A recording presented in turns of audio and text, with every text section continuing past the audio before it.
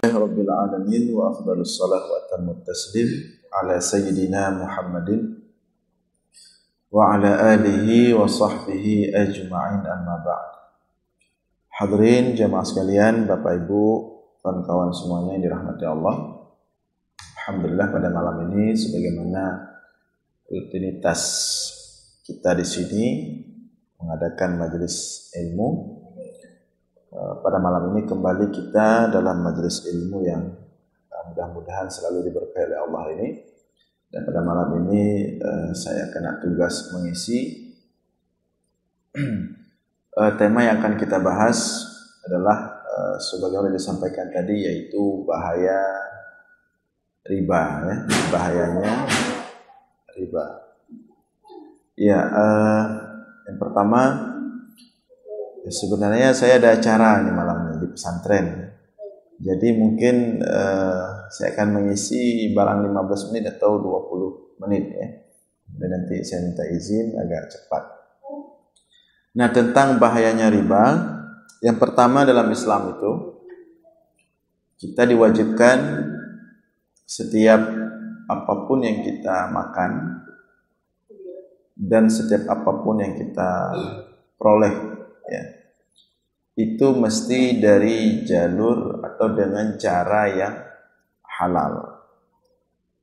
Talabul halal wajibun.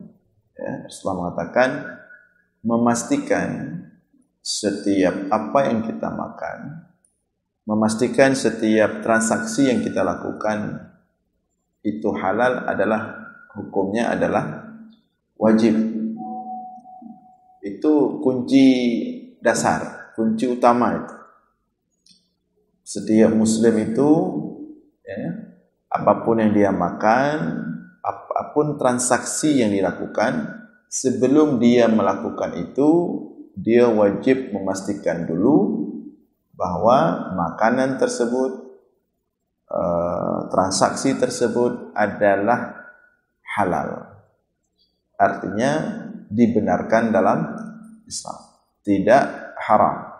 Itu wajib, bukan sunat ya, wajib.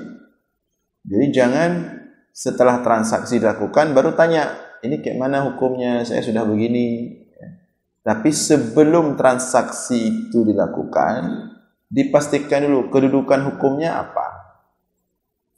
Seperti dulu kita pernah membahas di sini tentang Bitcoin ya. Itu kan diantara transaksi modern lah yang sekarang ya. Itu jangan kita sudah daftar, sudah gabung, sudah apa, baru kemudian baru bahas apa. Enggak seperti itu.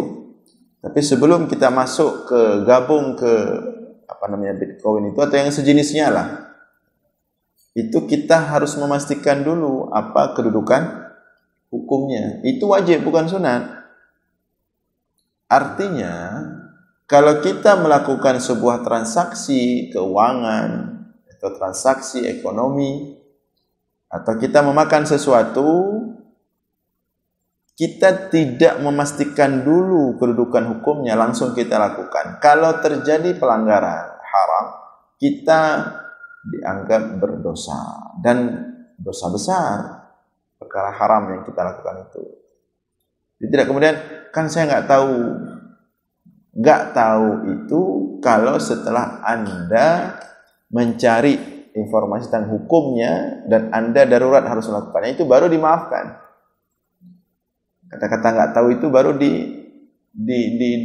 dimaafkan.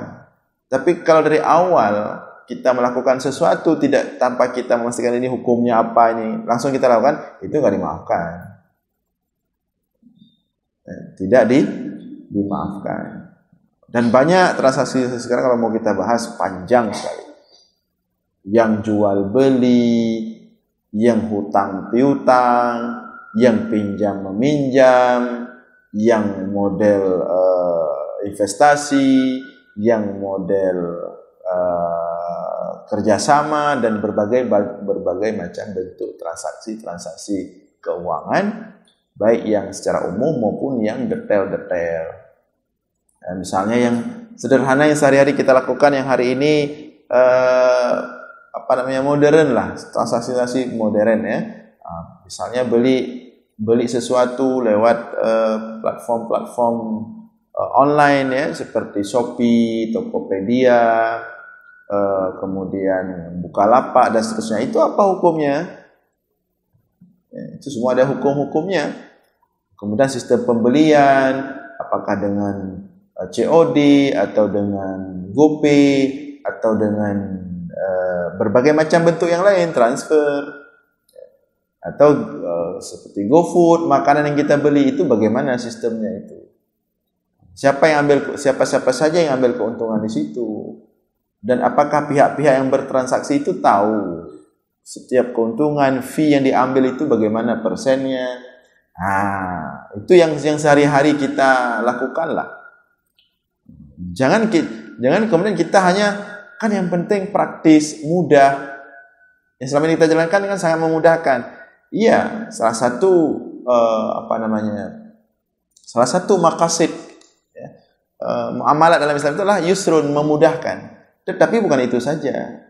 Tapi ada maqasid lain dalam sistem muamalat Islam itu, atau transaksi keuangan Islam itu adalah menutup pintu kemudaratan.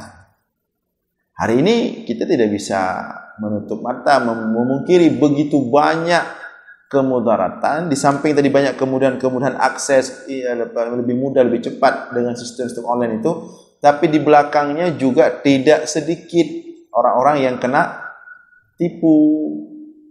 Pesan sendal nomor 42 tapi yang sampai sebelah 42, sebelahnya lagi 45. Pesan baju, lain yang dipesan, lain yang itu banyak sekali. Jadi banyak sekali sudah kerugian itu kita tidak bisa memungkiri. Nah, Islam itu bukan hanya melihat dari satu sisi mudah saja, tapi juga melihat pintu-pintu mudarat. Juga harus ditutup.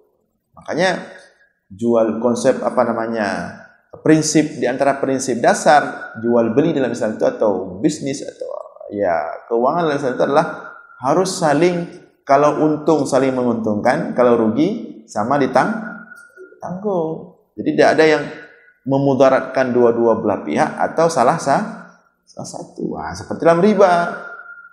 Kalau riba itu mendalimi sepihak. Itu kan dasarnya. Dalam sistem keuangan Islam itu tidak boleh ada yang terzalimi. Kalau memang rugi bersama. Kalau memang untung itu di antara prinsip dasar. Nah, kita kembali kepada awal tadi bahwa yang pertama, dalam Islam itu kita diharuskan sebelum kita mengkonsumsi sesuatu, sebelum kita membeli sesuatu, sebelum kita bertransaksi terhadap sesuatu, kita harus memastikan makanan itu, transaksi itu adalah halal. Itu bukan sunat, wajib. Jadi tidak bisa kita yang penting ada makanan, yang penting ada minuman, yang penting ada barang. Tidak. Sistemnya bagaimana? Nah, itu wajib. Ibu-ibu juga demikian. Sesekali harus cek juga penghasilan suaminya. Jangan juga yang penting sampai ke rumah, uangnya sampai ke rumah. Mau beli ini ada, beli itu ada. Tidak boleh. Harus dicek juga. Misalnya sekarang kadang-kadang di kantor misalnya, ya, dalam sistem birokrasi, gajinya yang tertulis dalam kontrak kerja, baik sebagai pegawai negeri atau pegawai swasta, dia tertulis kontrak kerjanya, gajinya sebulan segini, tugasnya ini, tunjangannya berapa. Katakanlah semuanya kalau kita kalkulasikan 7 juta. Tapi yang dia bawa pulang setiap bulan ke rumah 15 juta. Sisanya itu harus dicek. Apakah dari jalur yang halal atau dari jalur yang haram. Tidak boleh kemudian yang penting katruk rumah. Tidak. Karena harta haram itu membahayakan kita di dunia dan di akhirat. Kalau di dunia, harta haram itu akan mengeraskan hati, membentuk perilaku yang tidak baik, merusak perilaku harta haram. Orang yang sering makan harta haram, hatinya itu kotor, hatinya itu keras, gersang, sehingga akan terbentuk dalam perilaku. Di akhirat lebih-lebih lagi, kullu lahmin nabata min haram fannaru aula bih. Setiap daging yang tumbuh dari harta yang haram, fannaru aula bih, maka neraka lebih layak baginya. Berat harta haram. Banyak kerusakan yang akan dia timbulkan. Maka beralihlah ke harta yang halal. Pastikanlah setiap harta yang ada pada kita itu adalah harta yang halal. Kulu mimma fil ardi halalan thayyiba. Makanlah, perolehlah apa yang ada di bumi ini halalan thayyiba, yang halal lagi yang baik. Bahkan dalam Islam bukan hanya halal, harus baik lagi. Halal, ini kue halal enggak nih? Hah? Insyaallah halal. Tapi dalam Islam itu tidak cukup hanya saja halal. Kulu mimma fil ardi halalan thayyiba. Yang pertama halal, ini halal, insyaallah halal, alhamdulillah. Yang kedua, thayyiba, baik. Bagaimana kita ketahui kue ini baik? Hah? Bagaimana cara tahunya? Apakah dengan melihat seperti ini kita tahu ini baik enggak baik? Enggak bisa, mana tahu kita isinya. Cara mengetahui kue ini baik tidak baik, dia dibuat dari bahan apa? Bahan itu yang dibuat dia ini, bahan yang dia jadi begini ini, bahan-bahannya itu kadarnya bagaimana? Setiap bahan itu fungsinya untuk tubuh apa? Makanya yang sering kita katakan itu, sebenarnya sistem makan dalam Islam itu seperti kita beli kue kemasan. Di setiap kemasan itu tertulis kadar gulanya berapa, kadar lemaknya berapa, kadar ininya berapa, vitaminnya ini berapa. Itu namanya thayyibah. Kalau enggak kita enggak tahu apakah itu baik atau tidak baik. Jadi cara makan Islam itu kita harus tahu ilmu gizi lah sedikit. Itu baru cara makan Islam. Kita pergi kenduri. Begitu kita taruh nasi, kalori berapa? Sesuai kebutuhan yang dibutuhkan oleh tubuh enggak? Kalau berlebihan berarti enggak baik karena merusak tubuh, enggak baik berarti. Jadi kita taruh nasi itu kalau menurut sistem Islam ya, harus taruh nasi itu sesuai kebutuhan tubuh terhadap kalori setiap hari berapa. Nah, segitu taruh nasi. Kemudian ambil kuah belanga. Itu juga kita harus tahu itu.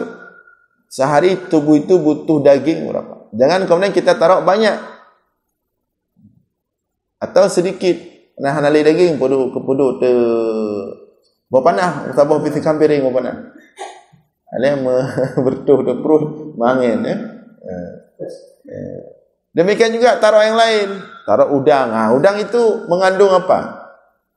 Itu sebenarnya konsep makan umat Islam. Kon mekat tumok bu aju berbeda dia. Berbetro anak ulak kapak anak paidu kenen bukan. Jadi sebenarnya sistem makan Islam itu dipakai oleh orang barat sekarang. Mereka piring besar-besar yang ditaruh sedikit, ini sedikit. Tapi mereka sudah terdidik dari kecil. Mereka apa yang dibutuhkan oleh tubuh mereka tahu. Yang penting ini dapat kalori segini. Oh, sudah cukup untuk tubuh sehari. Itu aja yang mereka makan.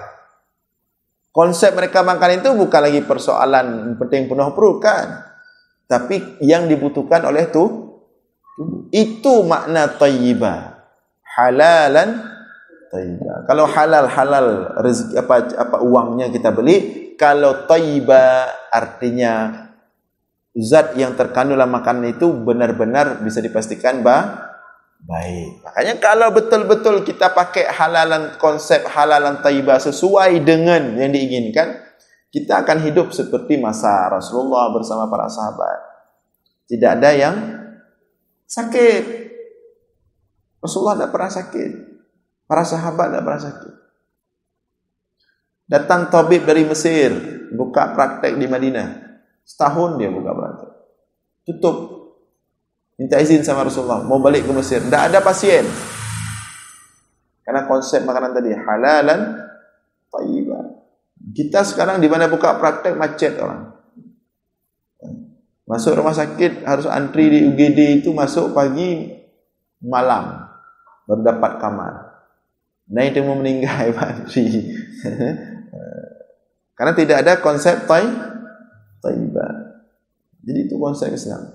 Kalau betul-betul kita pakai itu, sehat semua kita. Dia takut. Orang muda-muda. Tak takut samurai, tak takutnya, takut je. Igop bunga hibudah, tanya malam ini tanya dah jaga. Yang kemenang-menang dia. Ini rela tubuh. Nah, kembali tadi. Jadi dasarnya pertama dulu Islam itu apapun yang kita makan, apapun transaksi yang kita lakukan harus kita pastikan halal, tidak boleh haram. Nah, salah satu sistem transaksi yang diharamkan dalam Islam, tidak dibolehkan adalah riba. Dan riba itu masuk dalam salah satu dosa besar. Dalam kitab Al-Kabair, ya, dalam kitab Al-Kabair, Imam Az-Zahabi menyusun dosa-dosa besar. Salah satunya adalah ar-riba, melakukan praktek riba. Dan keharaman riba adalah di antara perkara maklum fid din bid-darurah. Keharaman praktek riba itu adalah perkara yang sudah maklum dalam agama ini. Semua, tidak ada yang beda pendapat. Perkara yang jelas terang benderang tentang keharamannya. Ya. Fa'dhanu biharbin minallah.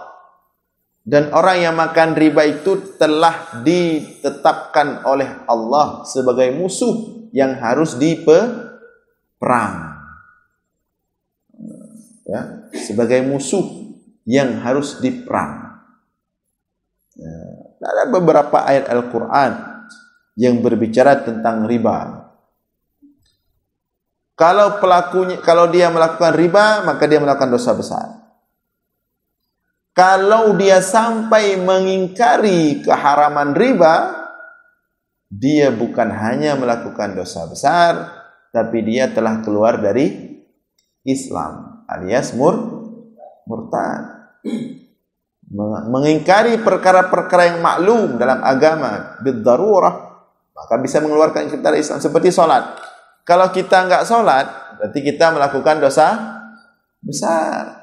Tapi mengingkari kewajiban solat, panen dan sembahyang wajib sembahyang lehu, itu bukan dosa besar lagi, tapi sudah keluar dari Islam. Riba juga seperti itu, zina, riba, mabuk, setingkat itu dosa-dosa besar. Jadi kalau ada orang mengatakan bahwa riba itu tidak ada, riba itu sama dengan jual beli. Dzalika bi annahum qalu innamal bai'u mithlur riba. Allah mengatakan dalam Al-Quran, mereka itu mengatakan innamal bai'u mithlur riba. Riba dengan jual beli ini sama saja. Tidak ada yang ini mereka ini telah keluar dari Islam, murtad. Maka hati-hati persoalan riba itu. Kalau enggak ngerti diam aja, jangan lawan-lawan. Ini banyak orang sekarang berani sekali sok-sok lawan. Sok-sok hebat. Apa ini Aceh ini? Bank syariah. Masa bank konven dikeluarkan semua? Apa ini Aceh bank syariah? Menggampung Aceh ini. Karena bank syariah enggak boleh bank konven. Orang ngomong itu yang menggampung, dia kurang piknik. Dia enggak ke Inggris. Di Inggris orang kafir aja bank syariah di sini di sana dipakai. Inggris itu termasuk negara-negara awal yang double ya. Dengan sangar, yang taiba. Pilihan, diberikan pilihan.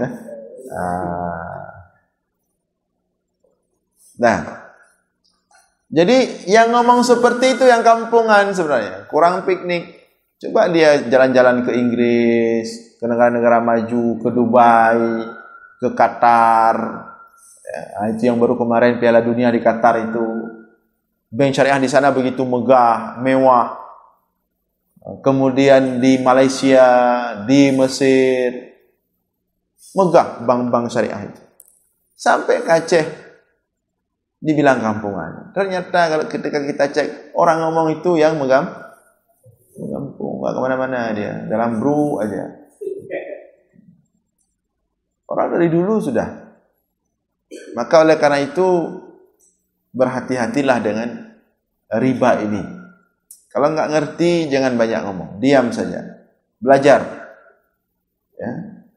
Belajar dulu, kaji dulu, jangan sok-sok lawan. Nyobek, lawan kok ya. Naduk tiga dengan pengusaha kelas toko, kelas kios, kakaru. Nyobeng syariah menyusahkan pengusaha. Tipe pengusaha internasional gitu. Rupa ji Mekah baranggop dulu bagrewa. Orang pengusaha besar itu yang pembukaan Piala Dunia itu di Qatar, siapa itu namanya? Yang ngomong sama artis Amerika itu siapa namanya? Di pembukaan Piala Dunia di Qatar ya? Yang pakai sorban itu yang dia cacat itu, siapa namanya itu? Itu pengusaha besar itu, pengusaha besar kelas internasional itu, kelas dunia itu, ya dari asal Qatar. Mereka nggak ada ngomong-ngomong apa, datang kita baru jih becuk ka pegah ji. Maka hati-hati dengan persoalan riba. Allah katakan dalam Al-Quran, alladzina ya'kuluna riba. Apa namanya? Ya.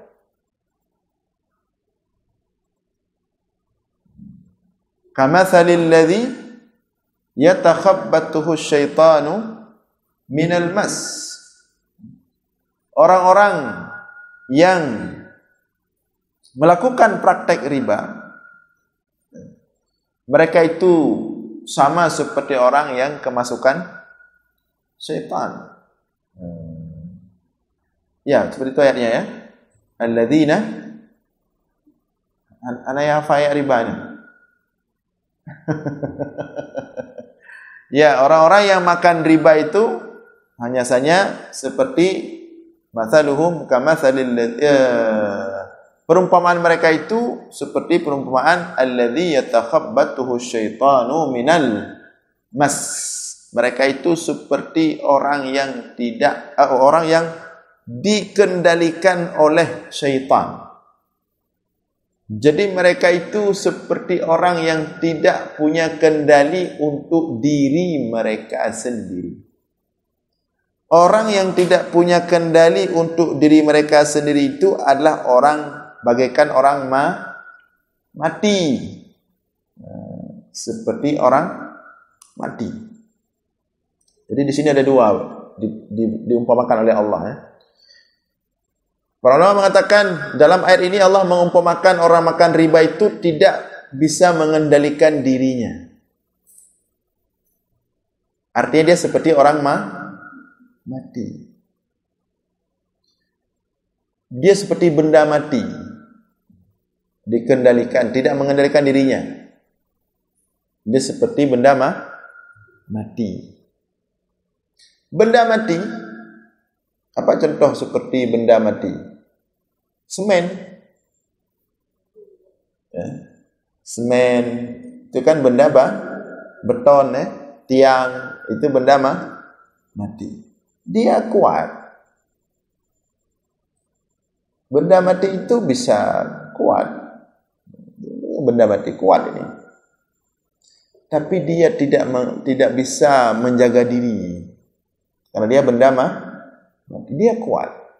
Tapi ketika ada badai tertentu, ketika ada angin tertentu yang datang, dia bisa hancur. Ini datang tsunami, datang badai, datang angin apa ya? Bahasa Aceh ya? Kan yang nasihat angin tu. Kan bahasa Aceh siapa? Naruh nase na langit yang pu yang ini. Oh, yang bernama bahasa Aceh long. Ketika ini kuat ini, tapi ketika ada angin yang datang, ketika ada badai, ini hancur. Begitulah ekonomi riba. Memang dia kuat. Bank-banknya besar, ekonominya hidup. Tapi begitu terjadi krisis, dia cepat hancur, rapuh. Tidak kuat ya. Dia dari tampilan luar mewah, keren, tapi dalamnya itu rapuh. Kalau dia benda mati dia tidak bisa mengendalikan dirinya sendiri. Makanya kemarin Menteri Keuangan Sri Mulyani ketika masa Covid dia mengatakan selama masa Covid perbankan yang paling bertahan adalah perbankan syariah. Dia flat. Dia enggak, suku bunganya enggak naik turun dia. Kalau konven itu Lehman Brothers itu punya Amerika, nomor 2 apa nomor 3 di dunia itu. Sudah collapse, sudah hancur. Jadi dia memang wah cakalan. Tapi dia pada dasarnya rapuh. Ketika krisis dia terancam. Krisis moneter, krisis ini, krisis itu, dia terancam. Nah, ini analogi Allah dalam Al-Quran tadi. Seperti orang yang kemasukan syaitan, dia tidak bisa mengendalikan dirinya sendiri. Seperti benda mati tadi. Memang dia nampak kuat, tapi ketika datang krisis, dia cepat hancur. Itu perumpamaan pertama. Perumpamaan kedua, yatakhabbatu syaitanu minal mas, dia benda mati, tidak dikendalikan oleh syaitan dalam ayat ini. Tapi pada prakteknya, orang-orang pelaku riba yang dikendalikan oleh orang lain itu siapa? Yang tidak berakal. Orang berakal itu tidak bisa dikendalikan oleh lain. Dia mengendalikan dirinya sendiri, dia punya akal. Yang tidak bisa yang bisa dikendalikan oleh orang lain itulah orang yang tidak berakal. Siapa yang tidak berakal? Hewan. Lembu, kambing, dia kan tidak berakal. Bisa enggak lembu, kambing mengendalikan dirinya sendiri? Tidak. Dengan orang lain, ditaruh tali, diambil tali, ditaruh di hidung. Ikat dalam bawah hidung. Ditarik-tarik, dikendalikan, disuruh ke sini, ke sana. Kenapa dia bisa dikendalikan? Karena dia tidak berakal. Maka Allah umpamakan dalam ayat tadi seperti yatakhabbatuhu syaitanu minal mas, orang yang memakan riba, yang melakukan praktek riba itu orang yang tidak bisa mengendalikan dirinya tapi dikendalikan oleh orang lain. Jadi setiap hari hidupnya dia bekerja banting tulang, iperu, mudarah-darah. Ada kibulin ho dumpeng ya. Kena, gede. Jadi ujung-ujung orang-orang praktek riba ini, dia itu seperti tadi diikat tali di bawah hidungnya. Jadi dia bekerja itu untuk pengendali. Kerja store kuno, store kedi. Jadi udip je kayak tu leyo. Nyostor kuno. Saya kata belumnya. Kayak tu, kai buh talau bak boh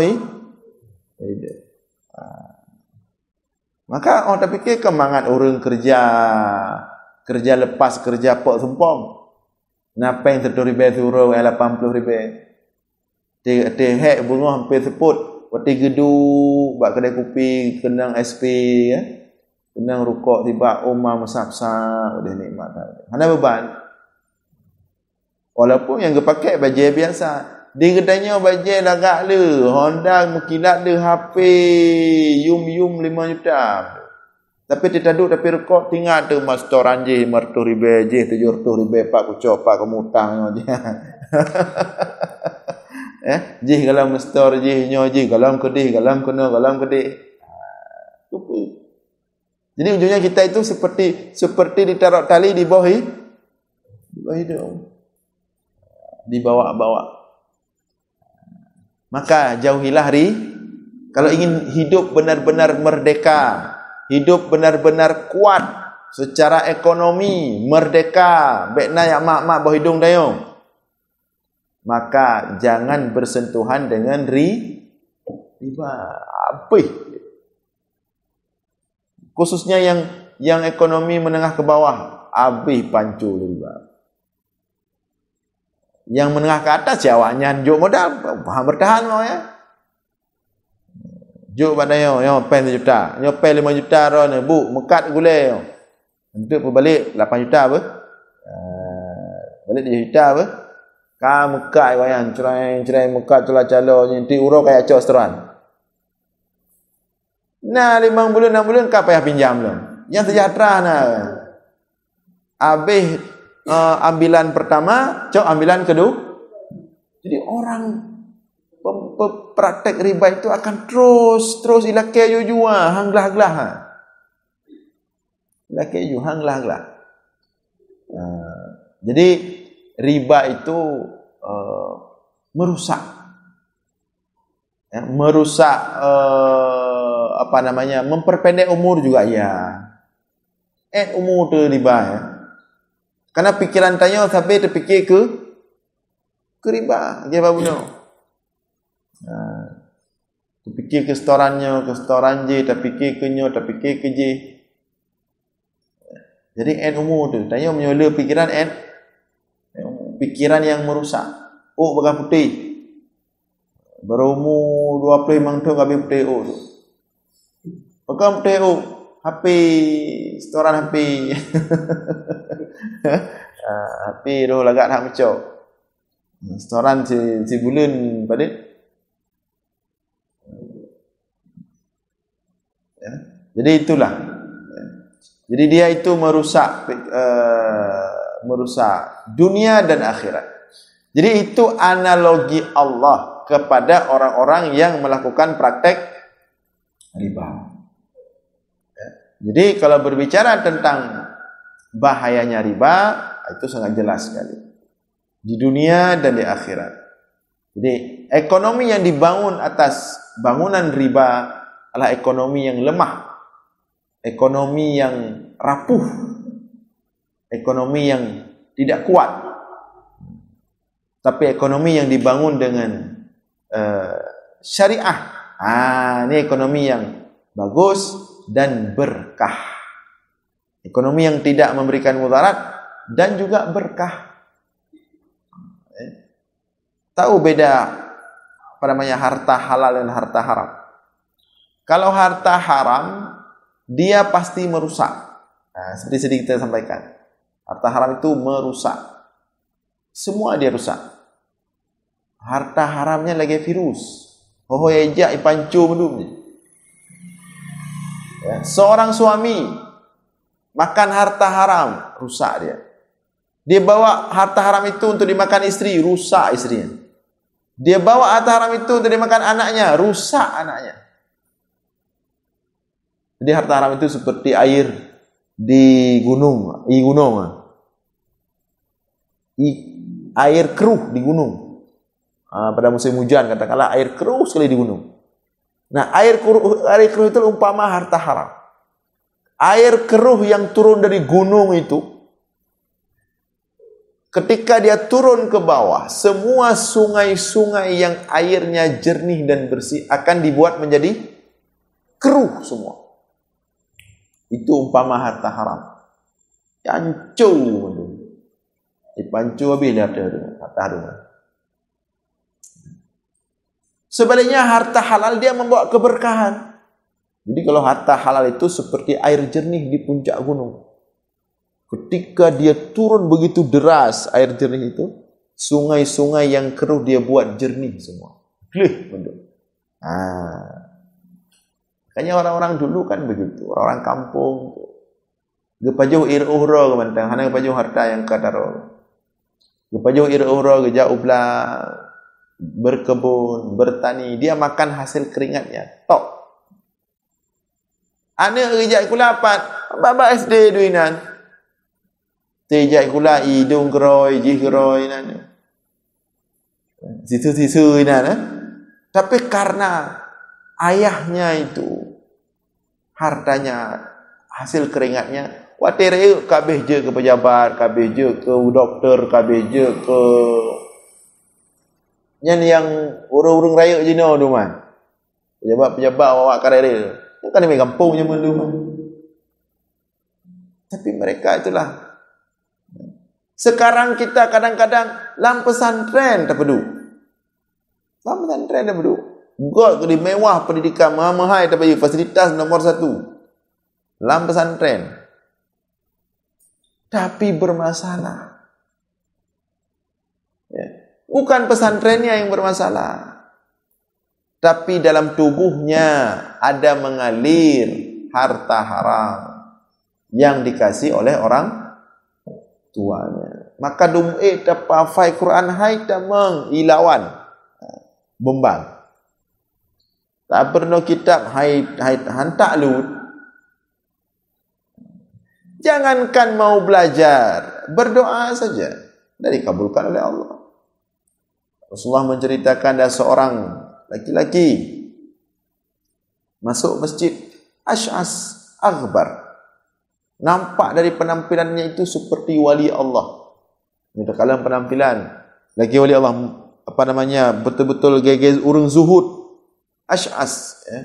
Apa rambutnya acak-acakan, Aghbar, penampilannya itu lusuh. Masuk ke masjid dia, kata Rasulullah, salat 2 rakaat salat hajat, kemudian berzikir, kemudian nangis-nangis minta kepada Allah. Apa kata Allah? Apa kata Rasulullah? Apa ya? Bukan. Keperak apa susah, ya apa je kat klik-klik ya. Mat'amu haram, makan yang dia makan dari harta yang haram. Malbasuhu haram, pakaian yang dia pakaian itu pakaian haram. Mashrabu haram, minumannya haram. Fa anna yustajabalah, sampai urang kiamat hang terima doanya. Air mata buaya.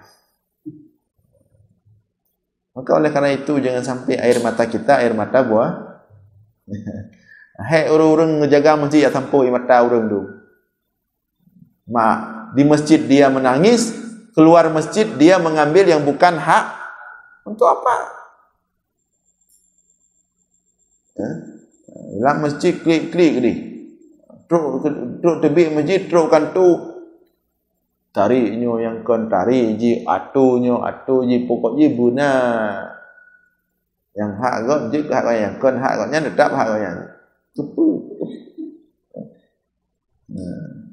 Maka oleh karena itu ya, hendaklah kita perhatikan tentang harta yang kita peroleh, harta yang kita makan ya. Meskipun sedikit, yang penting berkah. Selamat dunia dan akhir. Kepala untuk gaya-gaya hancur dunia akhirat. Nah, jadi hadirin sekalian, kawan-kawan semua, itu ya hendaklah menjadi perhatian kita bersama. Adapun spesifik tentang riba, itu panjang pembahasannya ya. Riba itu ada 3, kemudian jenis-jenisnya. Apalagi sekarang ini menarik untuk kita bahas riba, itu banyak praktek-praktek ya. Orang menganggap itu bukan riba, padahal itu riba. Kemudian ada praktek-praktek yang sebelumnya riba, kemudian diperbaiki sehingga menjadi syar'i. Nah, seperti praktek-praktek yang sebelumnya dilakukan di bank konvensional. Nah, sistem hutang piutang bank konvensional dulu, sistem pinjam meminjam bank konvensional dulu. Itu sistem riba. Sekarang sudah dirubah, sudah dikonsep. Sekarang menjadi mudharabah, menjadi murabahah, menjadi musyarakah, dan seterusnya. Nah, itu banyak sekali. Baik ya, kawan-kawan sekalian, hadirin semua yang dimuliakan oleh Allah. Seperti saya sampaikan tadi, kebetulan malam ini masih ada acara di pesantren. Setidaknya kita mudah-mudahan sudah mendapatkan keberkahan dari Allah dengan adanya majelis ini walaupun singkat. Berapa minit Ijak? Berapa minit ke Ijak? 20 menit? 20 menit? Oh, okay. Baik, kita pada sampai di sini. InsyaAllah kita lanjutkan dalam kesempatan yang lain. Ya. Mudah-mudahan Allah berikan kesehatan, Allah berikan panjang umur. Demikian yang dapat saya sampaikan. Ini tidak ada kita buka sesi ya, nanti di kesempatan yang lain aja ya. Aqulu qawli hadza wa astaghfirullah li wa lakum. Wassalamualaikum warahmatullahi wabarakatuh.